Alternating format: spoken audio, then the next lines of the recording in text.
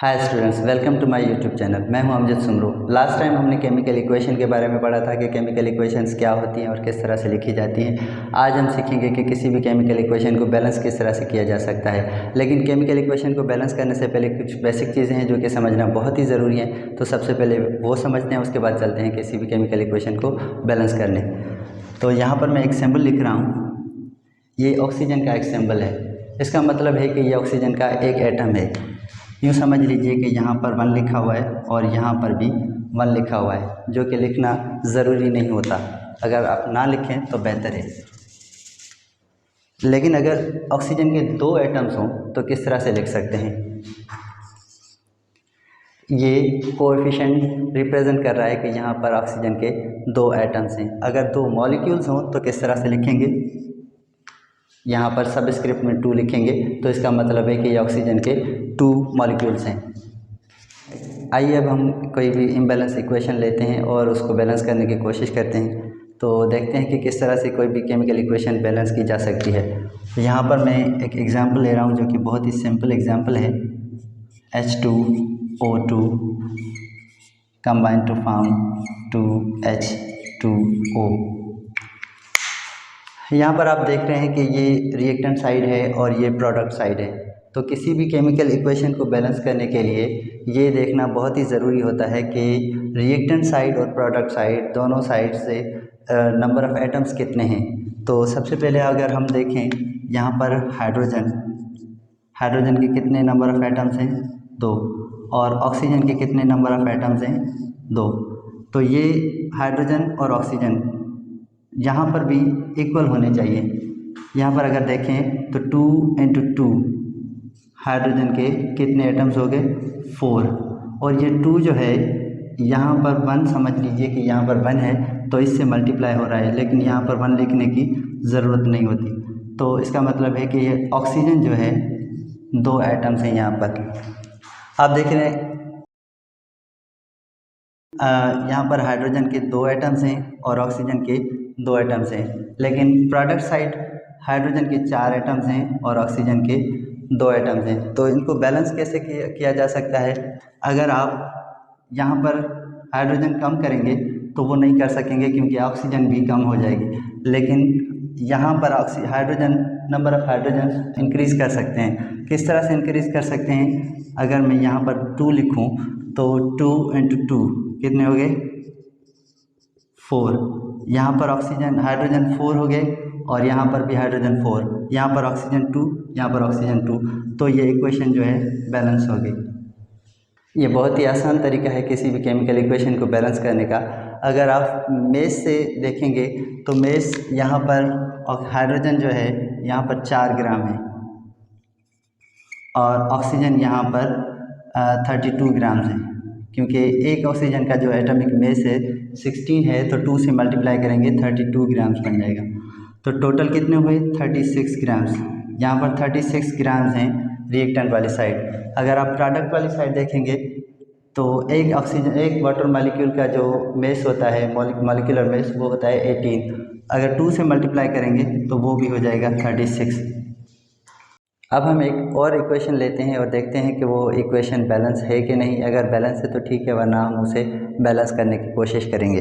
तो इक्वेशन है हमारे पास CH4 reacts with oxygen and forms carbon dioxide and water molecules. तो यहाँ पर देखें रिएक्टेंट वाली साइड और प्रोडक्ट वाली साइड, दोनों sides number of atoms same होने चाहिए। ये रिएक्टेंट साइड है और ये प्रोडक्ट साइड है। तो नंबर ऑफ़ एटम्स देखें, अगर यहाँ पर कार्बन जो है कितने एटम्स हैं, यहाँ पर रिएक्टेंट वाली साइड कार्बन 1 एटम है और हाइड्रोजन जो है 4 एटम हैं यहाँ पर हाइड्रोजन के, और ऑक्सीजन के 2 एटम्स हैं। और इस साइड अगर देखें कार्बन का 1 एटम है और हाइड्रोजन को 2 × 2 4 एटम्स हैं और ऑक्सीजन 2 ये हो गए और 2 ये हो गए। तो कितने हो गए ऑक्सीजन के, 4 एटम्स। तो कार्बन जो है वो बैलेंस है। यहाँ पर कार्बन यहाँ पर भी 1 एटम है, यहाँ पर भी 1 एटम है। और रिएक्टेंट वाली साइड हाइड्रोजन 4 एटम्स हैं यहाँ पर और प्रोडक्ट वाली साइड 4 एटम्स हैं। लेकिन ऑक्सीजन जो है प्रोडक्ट वाली साइड 4 एटम है और रिएक्टेंट वाली साइड 2 एटम्स हैं। तो ऑक्सीजन को हम बैलेंस करेंगे। किस तरह से हम बैलेंस कर सकते हैं? इस नंबर से हम इस नंबर को हम चेंज नहीं कर सकते, लेकिन यहाँ पर कोएफिशिएंट पे यहाँ पर कोई ऐसा डिजिट लिखेंगे जिसको इस 2 से मल्टीप्लाई करेंगे तो इसका आंसर 4 आना चाहिए। तो ऐसा कौन सा नंबर हम लिख सकते हैं यहाँ पर? 2 इंटू 2 4। अब आप देखें कि ये 4 एटम्स यहाँ पर हो गए और 4 एटम्स यहाँ पर, तो ऑक्सीजन भी बैलेंस हो गया। अब law of conservation of mass के तहत आप देख सकते हैं कि ये केमिकल इक्वेशन बैलेंस हो चुकी है। यहाँ पर 16 ग्राम्स हैं मीथेन के और यहाँ पर ऑक्सीजन के 64 ग्राम्स हैं। तो 16 प्लस 64 ये हो गए 80 ग्राम्स। रिएक्टेंट वाली साइड जो है 80 ग्राम्स हैं। प्रोडक्ट वाली साइड देखते हैं 44 ग्राम्स कार्बन डाइऑक्साइड के और 36 ग्राम्स जो हैं वाटर मॉलिक्यूल्स के हैं। तो 36 एंड 44 एंड 36 44 एंड 36 कितने हो गए? 80 ग्राम्स। तो दोनों साइड्स जो है नंबर ऑफ़ एटम्स भी सेम हो गए और ग्राम्स भी सेम हो गए। तो ये इक्वेशन जो है वो बैलेंस हो चुकी है। एक और एग्जांपल है हमारे पास केमिकल इक्वेशन को बैलेंस करने के लिए। आइए उसे बैलेंस करते हैं। एक इम्बैलेंस केमिकल इक्वेशन है। Calcium carbonate reacts with hydrochloric acid and forms carbon dioxide calcium chloride and water molecules. तो देखते हैं कि ये इक्वेशन बैलेंस है कि नहीं। अगर बैलेंस है तो ठीक है, वरना इसे बैलेंस करने की कोशिश करेंगे। तो सबसे पहले कैल्शियम देखते हैं। ये Ca कैल्शियम का सिंबल है। Ca एक एटम है यहाँ पर और यहाँ पर कैल्शियम जो है वो एक एटम है। कार्बन यहाँ पर देखते हैं कि एक एटम यहाँ पर है और प्रोडक्ट वाली साइड भी एक ही एटम है कार्बन का। ऑक्सीजन यहाँ पर 3 एटम हैं ऑक्सीजन के और यहाँ पर देखें ये 2 एटम्स ये हो गए और एक एटम ये हो गया। तो ऑक्सीजन जो है यहाँ पर 3 एटम्स हैं। अब चलते हैं यहाँ पर हाइड्रोजन देखते हैं।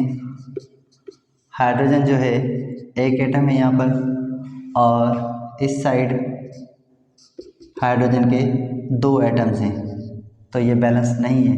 और क्लोरीन देखें, रिएक्टेंट वाली साइड एक एटम है और प्रोडक्ट वाली साइड जो है 2 एटम्स हैं।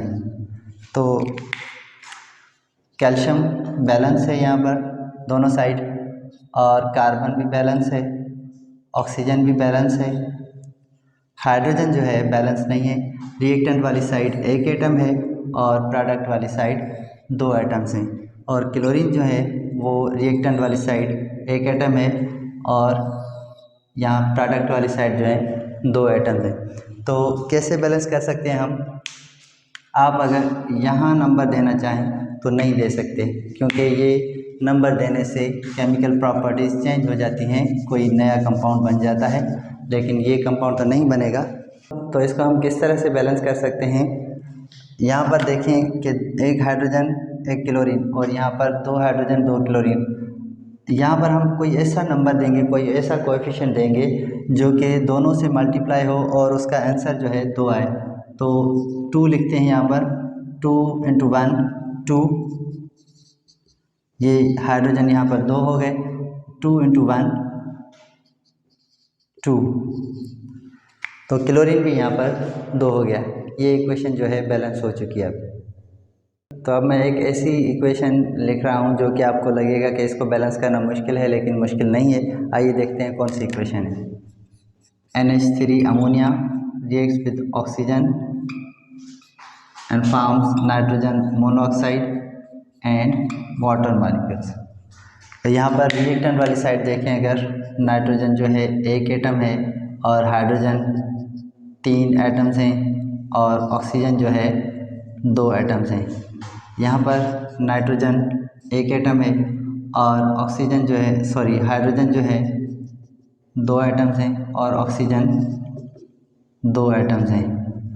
तो नाइट्रोजन बैलेंस है और ऑक्सीजन भी बैलेंस है, लेकिन हाइड्रोजन जो है वो बैलेंस नहीं है। तो हाइड्रोजन को किस तरह से हम बैलेंस कर सकते हैं?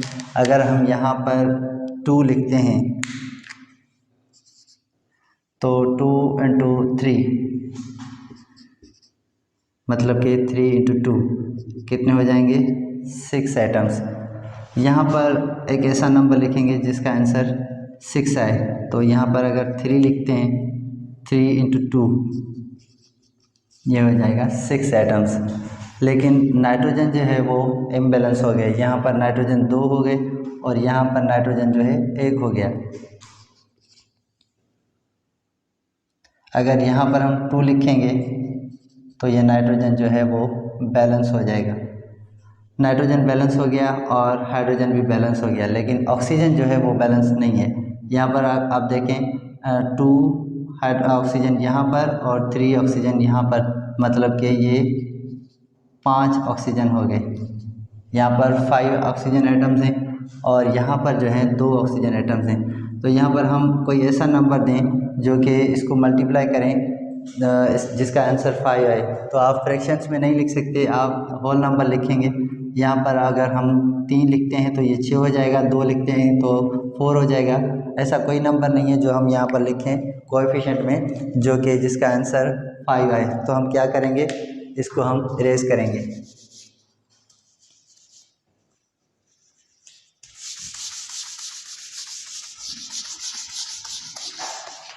अब हम कोई दूसरा नंबर सेलेक्ट करेंगे जो कि इस इक्वेशन को बैलेंस कर सके। सपोज़ हम 3 लिखते हैं यहाँ पर, ये हम सेम लिखते हैं पहले।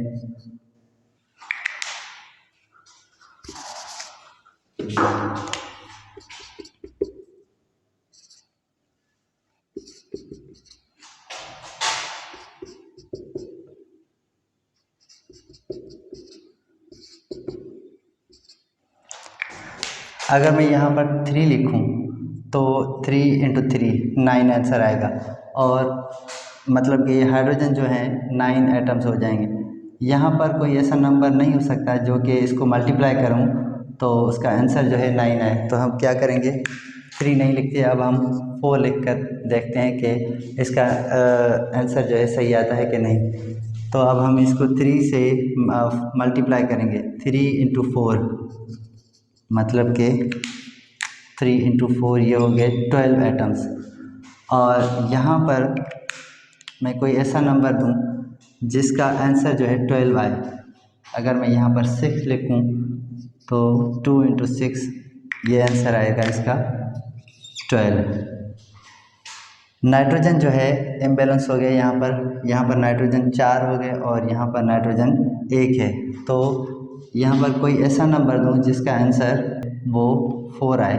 तो यहाँ पर 4 लिखूँ, 1 इंटू 4 4 एटम्स। नाइट्रोजन जो है वो 4 हो गया, नाइट्रोजन का नंबर 4 हो गया, नाइट्रोजन एटम्स 4 हो गए। तो अब हो गया ऑक्सीजन। ऑक्सीजन 4 यहाँ पर हैं और 6 यहाँ पर हैं। तो oxygen number of atoms of oxygen कितने हो गए, 10। तो यहाँ पर कोई ऐसा नंबर दूँ जिसको 2 से मल्टीप्लाई करूँ और उसका आंसर जो है 10 आए। तो ऐसा कौन सा नंबर मैं दे सकता हूँ यहाँ पर, 5 इंटू 2 कितना आंसर आया, 10।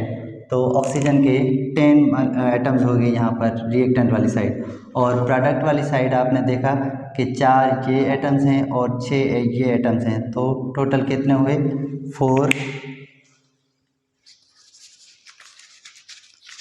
Plus 6 total 10 atoms. तो नाइट्रोजन 4 एटम्स हो गए, यहाँ पर भी 4 एटम्स, हाइड्रोजन 12 एटम्स, यहाँ पर भी 12 एटम्स, और ऑक्सीजन जो है 10 एटम्स, और यहाँ पर भी ऑक्सीजन 10 एटम्स। तो ये हो गई बैलेंस केमिकल इक्वेशन। अगर आपको हमारी वीडियो पसंद आई हो और इस तरह की मज़ीद वीडियोस देखना चाहते हैं तो हमारे चैनल को सब्सक्राइब कीजिए और बेल आइकन पर क्लिक कीजिए ताकि इस तरह की वीडियोस आप तक पहुंचती रहें। Thank you.